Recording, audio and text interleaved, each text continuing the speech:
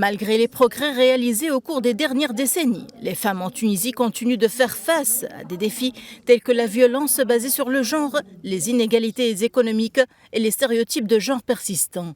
Selon une étude réalisée par le ministère de la Femme, le nombre de meurtres de femmes a augmenté au rythme de plus d'un meurtre par mois, atteignant ainsi 23 depuis début 2023.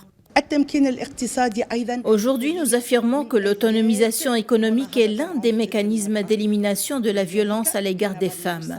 C'est pourquoi nous avons lancé un nouveau programme pour autonomiser les femmes battues.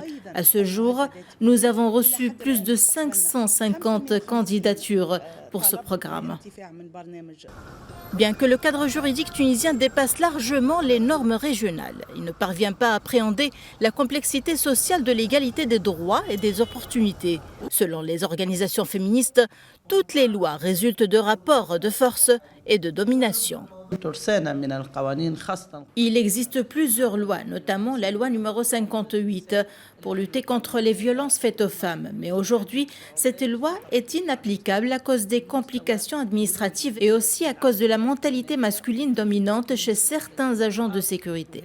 L'État est absent face à la violence. Il n'y a pas de dialogue communautaire, ni de séminaire, ni de révision des programmes éducatifs ou des lois.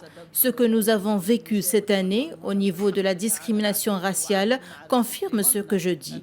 Donc j'affirme que le langage d'aujourd'hui est le langage de la violence, en l'absence totale de l'autorité. Et bien sûr, les femmes sont les premières victimes de cette violence. D'autre part, de nombreuses associations affirment que la nouvelle loi électorale et l'abolition du principe de parité est une nouvelle violation des droits des femmes. Il suffit de regarder la composition des organes de décision pour constater que les femmes sont encore sous-représentées dans les domaines clés tels que le Parlement, le gouvernement et la haute fonction publique.